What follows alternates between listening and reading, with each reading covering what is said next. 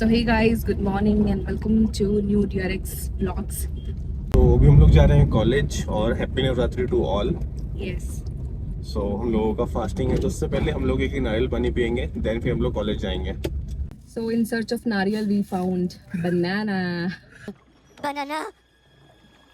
निलेश ने बोला कि मुझे बहुत ज़ोर से भूख लगी है, तो मैंने बोला कि नारियल पानी इज़ द बेस्ट ऑप्शन और सुबह सुबह थोड़ा मतलब बढ़िया भी लगेगा, ठंडा ठंडा लगेगा। सो हम लोग पीछे एक भैया रहते हैं, वहाँ पे गए, वहाँ नहीं था। फिर इधर एक सब्जी वाले हैं, वहाँ गए तो वहाँ पे भी नहीं था। तो मैंने सोचा कि ठीक है फाइबर्स ले लेते तब तक। बनाना।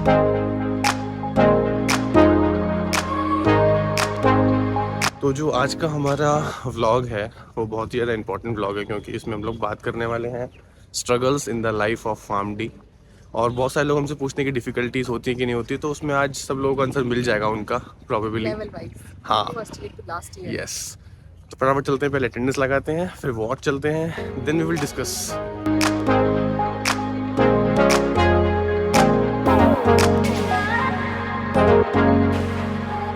तो अभी हो चुका है लंच टाइम और हम लोग जा रहे हैं अपने जिम। सो आज हमारा जो प्री वर्कआउट मील जो होगा वो बनाना ही होगा, क्योंकि हम लोगों ने बनाना ही लिया था और उसी को जाके हम लोग और प्रज्ञा, आज मैंने वेट भी चेक किया और हम फिर 7 डेज़ बाद फिर चेक करेंगे कि कितना हम लोगों ने वेट पुट ऑन किया है इन 7 दिनों में। वेट पुट ऑन किया? अरे हाँ, मतलब सरकाज़म में बात कर रहा था मैं। ध्यान से वैसे भी फैमिली कर रहे हो। कहीं सरकाज़म सच ना हो जाए यार। हमारा टाइटल है, थंबनेल आपने देख लिया होगा कि स्ट्रगल्स के ऊपर हम बात करने वाले हैं आज की फार्म डी में क्या क्या स्ट्रगल्स हैं, और from first year to internship हम सारे स्ट्रगल्स की इस पे बात करेंगे। तो करते हैं पहले स्ट्रगल की बात शुरू। So let's talk about the struggles we faced in FarmD first year. So Nilesh start करेगा। So all subjects are important equally, और सबसे पहले शुरू करते हैं हम फार्मास्यूटिक्स से। तो फार्मास्यूटिक्स में हम लोग पढ़ते हैं डोजेस फॉर्म्स के बारे में। तो Yes. Various types of doses forms होती हैं, टैबलेट, सपोजिटरीज, पेसरीज, अनीमा। तो इसमें जैसे कि अभी जब मैं आया, क्या कहते हैं, 5th ईयर, मुझे पता चला कि अनीमा दिखता कैसा है, उसका जो पाउच जो आता है छोटे से फॉर्म में जो आता है। तो हमको अगर प्रैक्टिकल जो हमारा होता है फार्मास्यूटिक्स का, उसमें हमको अगर वो सब चीज़ें देखने को मिलें कि अच्छा इसको अनीमा बोलते हैं, तो that will be more beneficial और Yes. बाद में फिर हम शॉक नहीं होंगे कि अच्छा ये ऐसे होता है। हाँ, क्योंकि हम टैबलेट्स और सिरप्स वगैरह तो बनाते हैं, एलिक्सर्स वगैरह बनाते ही हैं। सो अगर हम ये सारी चीज़ भी हमारे अगर उस टाइम पे ऐसा रहता है कि हाँ थोड़ा हम जाके हॉस्पिटल में देख ले या गूगल कर ले, सो वो थोड़ा बेनिफिशियल होता। So it's our advice to all the first years कि आप जितने भी टैबलेट्स फॉर्म्स पढ़ रहे हो उनको आप मतलब प्रैक्टिकली देखने की कोशिश करो। हाँ, जब वार्ड में जाओ तो हाँ। अपने सीनियर्स से बोलो कि आप हमें दिखाएं कि सारी मेडिसिन कहाँ रखी होती हैं, तो वहाँ पे ये भी रखा हुआ होगा। टाइप्स ऑफ डोजेस फॉर्म और कैसे उसको एडमिनिस्टर करते हैं, हाँ। फिर स्टेप बाय स्टेप करेंगे चीजें, तो वो थोड़ा क्लियर होगा माइंड में, और फिर जो बाद में जो शॉक होता है ना वो नहीं होगा। ओके, सो नेक्स्ट है ह्यूमन अनाटमी एंड फिजियोलॉजी। सो ये काफ़ी नया सब्जेक्ट है उनके लिए जिनका स्ट्रीम मैथ से है, बट जिनका स्ट्रीम बायो से है उनके लिए ये थोड़ा मतलब ठीक है, समझने वाला सब्जेक्ट है, होता है। सो बट ऑब्वियसली हम जो 12th में पढ़ते हैं वो काफ़ी कम होता है एज कम्पेयर। हाँ, बेसिक्स पढ़ते हैं, और यहाँ पे हम फर्स्ट ईयर में डिटेल पढ़ते हैं पूरे उसके एनाटॉमी क्या है, फिजियोलॉजी क्या है, फंक्शन क्या है, बॉडी में कहाँ लोकेटेड है, सपोज अगर हार्ट है तो कितने चैम्बर्स हैं। तो क्लासरूम में तो सब समझ में आता है, बट जैसे हम घर पे आते हैं और खुद से ऐसे बुक्स खोल के देखते हैं कि क्या है, तो सब ऊपर से जा रहा होता है। तो हमने इसको ऐसे ओवरकम किया था कि हमने हमारे सबके पास होता है वो फाइल, प्रैक्टिकल फाइल। यस, वो फाइल मैं भूल भी गई हूँ। So yes Nilesh. सो प्रैक्टिकल फाइल में एक साइड में आपको डायग्राम बनाना है, क्योंकि वाइट शीट रहता है, एक साइड वो रूल हाँ, शीट रहती है। तो आपको एक साइड में डायग्राम बनाना है और उसका नंबरिंग करनी है कि फर्स्ट, सेकंड, थर्ड, फोर्थ कैसे कैसे ब्लड आ रहा है। अगर हम हार्ट का ही लेके चलें तो कैसे ब्लड का फ्लो है पूरे हार्ट में, और उसके ही राइट साइड में आप पूरे उसको जस्टिफाई करो कि कैसे कौन सी आर्टरीज क्या लेके आ रही है, कैसे जा रही है, कौन सा सुपीरियर वीना केवा, ट्राइकस्पिड बॉल, बाइकस्पिड बॉल, सब चीजें आपको उसमें समझानी है। लाइक एनाटॉमी पोजीशनिंग कहाँ है और क्या क्या पर्टिकुलर, जैसे कि बाइकस्पिड है उसका क्या फंक्शन है, ट्राइकस्पिड वाल्व है तो उसका क्या फंक्शन है, देन फिजियोलॉजी की हार्ट का ओवरऑल फंक्शन क्या है हमारी बॉडी में। तो इस तरीके से यस, तो उससे आपको एकदम चीजें क्लियर हो जाएंगी, और आप फ्यूचर में भी जब उसको पढ़ने जाओगे तो आपने खुद से चीजें लिखी होंगी तो आपको समझ में इजीली आएगा। और ऐसे अगर आप सारे सिस्टम्स का बना लोगे तो आई थिंक 13-14 सिस्टम्स होंगे। Yes. तो उन सबका सिस्टम्स का बनाने में ज़्यादा टाइम लगेगा नहीं आपको, और ये नहीं कि आपको सब कुछ एक दिन में ही करना है, आपको स्लोली जैसे क्लास में चीज़ें चल रही हैं वैसे आपको करना है। तो आपके लिए बहुत ईजी रहेगा, और आपका जो एक कमांड है वो सब्जेक्ट पे बन जाएगी बहुत अच्छे Yes. तरीके से। तो इस तरीके से आप अपने जो स्ट्रगल है उस चीज को लर्न करने का वो Yes. ओवरकम कर सकते हो। तो हम्म। इन फ्यूचर जब आप सेकंड थर्ड ईयर से हॉस्पिटल जाओगे तो आपके लिए बहुत इजी रहेगा, मतलब बिलीव मी, इससे इजी कुछ नहीं हो सकता है। सो फर्स्ट ईयर में अब हम बात करेंगे बायोकेमिस्ट्री की, और साथ में ही ऑर्गेनिक एंड इनऑर्गेनिक केमिस्ट्री। तो इसके स्ट्रगल को ओवरकम करने का तरीका बस एक ही है कि आप इसको समझो, अगर समझ में आ रहा है तो, या फिर कोई ट्रिक बनाओ अपनी, कोई निमोनिक्स, यस निमोनिक्स बनाओ, क्योंकि इसमें साइकिल्स होती हैं, क्रेब साइकिल एंड ऑल। इसमें साइकिल्स होती हैं, वो आपको याद करनी पड़ेंगी। उसके लिए आपको बार बार उनको लिख के देखना होगा, कम से कम हर एक साइकिल को 5-5, 6-6 बार आप याद करो, जब जाके आपको याद होगी। और सेकंड है केमिस्ट्री, केमिस्ट्री भी सेम यही फॉर्मूला यूज करना आपको केमिस्ट्री में भी, क्योंकि अगर आपने इस साल फर्स्ट ईयर में केमिस्ट्री को ओवरकम कर लिया तो थर्ड ईयर में आपके लिए ईजी हो जाएगा, वरना थर्ड ईयर में सच में मेडिसिनल केमिस्ट्री जो है वो रोला डालेगी आप लोगों को। बिल्कुल, इतने लंबे लंबे स्ट्रक्चर्स होंगे, कुछ समझ में नहीं क्योंकि आएगा। अभी तो सिर्फ क्या है, बेंजीन है, बाकी और भी जो नॉर्मल कंपाउंड्स है जो हम पढ़ते हैं वही है। बट थर्ड ईयर में फिर जो ड्रग्स है उसके पूरा मतलब उसका पूरा स्ट्रक्चर 2-2 पेज का स्ट्रक्चर रहता है। तो वो बहुत तंग करेगा, इसलिए अभी आप अगर उसको ओवरकम कर लोगे तो अच्छा रहेगा। सो अभी हम खा रहे हैं एकदम गर्मा गर्म केले, और ये हम इसलिए बोल रहे हैं क्योंकि आज सुबह जब हम लोगों ने बनाना खरीदे थे तो हम गाड़ी में भूल के चले गए थे उनको, और अभी जब हम खा रहे हैं अपनी तो हमने सोचा कि प्री वर्कआउट मील इससे ज्यादा बेटर क्या हो सकता है। गर्मा सुबह से ही गर्म हम केले, खा रहे हैं गर्मा फाइबर गर्म फाइबर केले। फाइबर। ठीक है नीलेश, हो गया गर्मा गर्म तुमने केले खा लिए। मेरा मुझे लगा केले खा के हाँ। इंपॉर्टेंट चीज़ जो मैं अपने वार्ड में मैंने देखी है, और एक इम्पॉर्टेंट चीज़ है सब लोगों के लिए, जो भी लोग आगे जाके अगर नेफ्रो वार्ड में पोस्टिंग लेंगे, कि जितने भी पेशेंट नेफ्रो वार्ड में आते हैं, जिन भी पेशेंट को सीकेडी होता है, उनमें फॉस्फेट का जो लेवल है, एल्कलाइन फॉस्फेट का जो लेवल है वो इंक्रीज़ हो जाता है। अब थोड़ा समझते हैं कि एल्कलाइन फॉस्फेट का लेवल इंक्रीज़ क्यों होता है। तो एल्कलाइन फॉस्फेट जो होता है वो हमारी बॉडी जो है वो जो हमारी किडनीज है वो बनाती हैं, और वो ब्लड में भेज देती हैं, जिससे कि ब्लड जो है वो उससे एक्सक्रीट आउट हो जाती हैं। बट होता क्या है कि जब हमारी किडनी फंक्शन अच्छे से नहीं कर पाती है तो जो एक्स्ट्रा फॉस्फेट का लेवल है, मतलब फॉस्फेट जो है वो हमारी बॉडी से बाहर निकल नहीं पाता है। और फॉस्फेट और कैल्शियम जो है वो दूसरे के दोस्त नहीं है, एनिमीज़ हैं। तो जब फॉस्फेट लेवल हमारी बॉडी में बढ़ता है तो वो कैल्शियम को रिमूव आउट कर देता है। उससे क्या होता है कि हमारी जो बोन्स हैं वो वीक होनी शुरू हो जाती हैं, और मसल वीकनेस हो जाती है। हाँ, तो leads to osteoporosis and osteoarthritis. So जितने भी पेशेंट्स अगर आप जाकर देखोगे सीकेडी वाले, तो उनमें फॉस्फेट का लेवल हाई रहता है, और उनको सप्लीमेंट चलाते हैं हम कैल्शियम वगैरह के भी। वो इसीलिए होते हैं जिससे कि उनकी जो बोन डेंसिटी है वो मेंटेन रहे। सो अब बात करते हैं थोड़ा सा सेकेंड ईयर के स्ट्रगल के बारे में। तो सेकेंड ईयर में बहुत सारे सब्जेक्ट जो है वो नए आ जाते हैं। अब लगता है कि आप कुछ पढ़ रहे हो बड़ी तरीके से। हाँ, उसमें सबसे इम्पोर्टेंट कोर्स का एक्सपोजर जब होता है सेकंड ईयर में, तो सबसे इम्पोर्टेंट सब्जेक्ट जो आता है वो आता है फार्माकोलॉजी।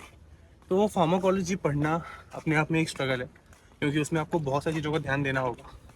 सबसे फर्स्ट चीज़ है इसकी सही बुक जो है वो बहुत ज़रूरी है।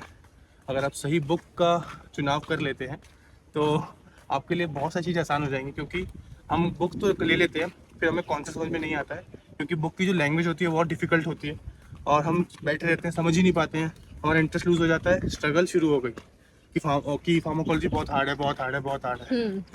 तो उसके लिए सही बुक बहुत ज़रूरी है। और अपनी लाइव स्ट्रीम में हमेशा मैं बताता हूँ कि कौन सी बुक अच्छी है। तो शानबाग की बहुत अच्छी बुक है फॉर द बिगनर्स। उसके बाद जैसे जैसे आप समझते जाओगे आप बुक अपनी अपग्रेड करते जाओ, लाइक लिपिनकॉट, KDT, तो उससे आपको बहुत ईजी होगा। और सेकेंड जो स्ट्रगल होती है वो होती है फार्माकोलॉजी में समझने की मैकेनिज्म ऑफ एक्शन।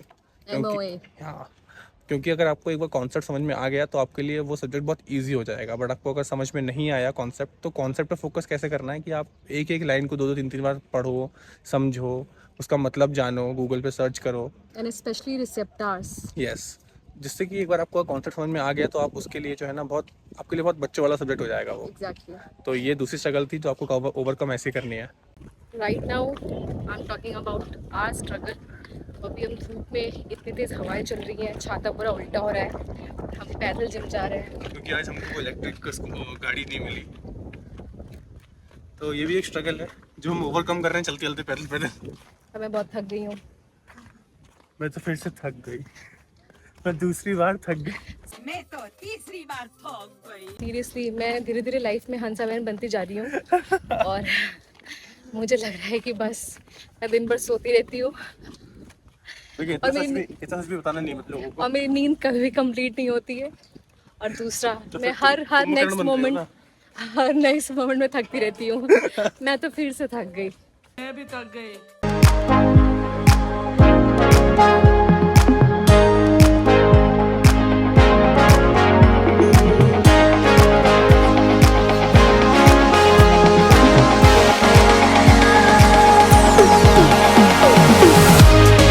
सो साडा हो गया वर्कआउट कंप्लीट।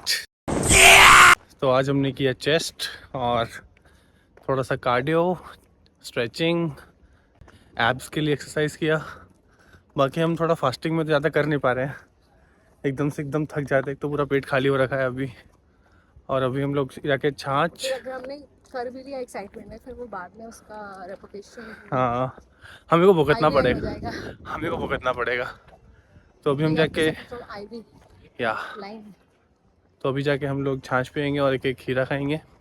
तो ये हमारा लंच होगा आज का। सोचो भाई कितनी अच्छी बातें कर रहे हैं हम लोग। सो हम लोग बात कर रहे हैं स्ट्रगल्स की। अगर हम कोई स्ट्रगल मिस कर रहे हैं तो आप कमेंट सेक्शन में इस वीडियो में डाल सकते हो कि ये भी स्ट्रगल है एक, इसको कैसे ओवरकम करना वो बता दो हमें आप।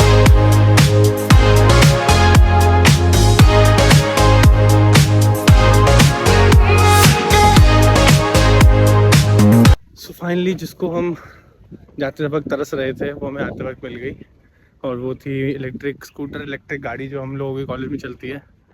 उससे हम एक जगह से दूसरी जगह ट्रैवल कर पाते हैं। मुझे ऐसा फील हो रहा है कि मेरे टिश्यूज को हाइपोक्सिया हो गया है और मेरी बॉडीज को एटीपी, मेरे सेल्स को एटीपी नहीं मिल रहा है। सबसे इम्पोर्टेंट चीज़ तो क्या बहुत लोग पूछते हैं हम लोगों से कि थेरेपेटिक्स का एग्ज़ाम कैसे लिखें, है ना, वो भी एक स्ट्रगल है। तो मैं सोच रहा था अभी वर्कआउट करते करते कि ये भी एक बहुत बड़ी स्ट्रगल है, हमें भी नहीं पता था। बट हम लोगों के सीनियर्स ने हमें बताया कि कैसे करना है। देन हम लोगों को समझ में आया, फिर हमने थोड़े से इम्प्रूवमेंट्स किए उसमें। देन फिर हम लोगों को समझ में आ गया फाइनली कि कैसे करना है। सो एक और टिप है कि be in contact with your senior, जिससे भी आपकी बनती है, क्योंकि ये जैसे होता है ना घर की परंपरा टाइप ट्रेडिशन, वैसे सीनियर्स बहुत हेल्प करते हैं बहुत सारी चीज़ों में। और जो चीज़ हमें लगती है कि बहुत मतलब टफ है, उसका वो कुछ ना कुछ ऑल्टरनेटिव बताते हैं कि हमने ऐसा किया था, जुगाड़। हाँ। तो seniors are helpful.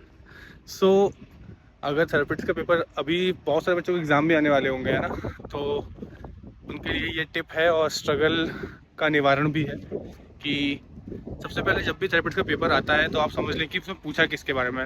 For example अगर हाइपरटेंशन का ऊपर आया है कि थेरेपेटिक समझाएगी हाइपरटेंशन की, तो आपको हाँ, जो हम हमेशा अपने शॉर्ट्स और लाइव में हमेशा बताते हैं, इसलिए वैसे आपको क्वेश्चन मिलेगा। हाँ, इसलिए आपको हमारा लाइव स्ट्रीम ज्वाइन करना बहुत ज़रूरी है। तो लाइक करना भी। तो सबसे पहले तो आपको जो डेफिनेशन है हाइपरटेंशन की वो लिखनी है।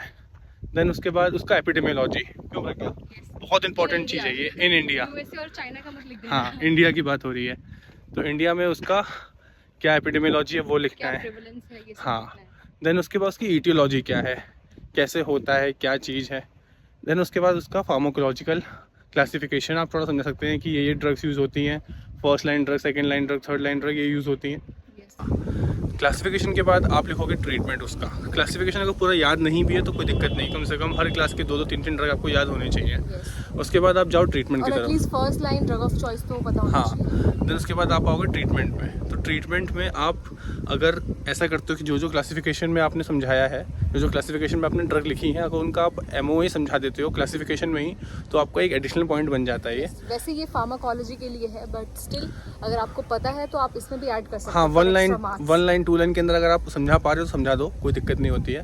देन उसके बाद आते हैं उसके बाद आते हैं ट्रीटमेंट की तरफ। तो ट्रीटमेंट में आप क्या करते हो, ट्रीटमेंट जब आप शुरू करते हो तो उसमें आप सबसे पहले समझाते हो डोज। सबसे इंपॉर्टेंट होता है डोज सब बताना, बट कभी कभी डोज भूल भी जाते हैं, कोई दिक्कत हो जाती है। तो एक रेंज लेके चलो कि इतने से इतनी रेंज के बीच में हम शुरू करते हैं। अडल्ट के लिए इतना होता है, प्रेगनेंसी और लैक्टेशन। हाँ, उसके बाद ट्रीटमेंट में आपने ये समझा दिया, और उसके बाद फिर आप लिखोगे कि उसके साइड इफ़ेक्ट्स क्या हैं, कॉन्ट्राइंडिकेशंस क्या हैं। ये सब करने के बाद लास्ट में आप बनाओगे एक एल्गोरिथम चार्ट। अगर आपने ये बना दिया तो आपको कोई भी सोच सकता नहीं है कि आपके नंबर अच्छे से अच्छे नहीं आएंगे। आपको हमेशा डिस्टिंक्शन मिलेगी फार्माकोथेरेपेटिक्स में अगर आपने एल्गोरिथम चार्ट बना दिया तो। दिनेश की पर्सनल एक्सपीरियंस। सो ये सारी चीज़ें जो हैं ये आपको एज अ सीनियर हम बता रहे हैं, और ये बहुत सारी चीज़ों में आपको ना रिलीफ देगी कि हाँ, आपको पता है कि अब कैसे लिखना है एग्ज़ाम। सो अभी हम चलते हैं रूम, क्योंकि बहुत ज़्यादा क्यों प्रज्ञा वर्कआउट हो गया है आज।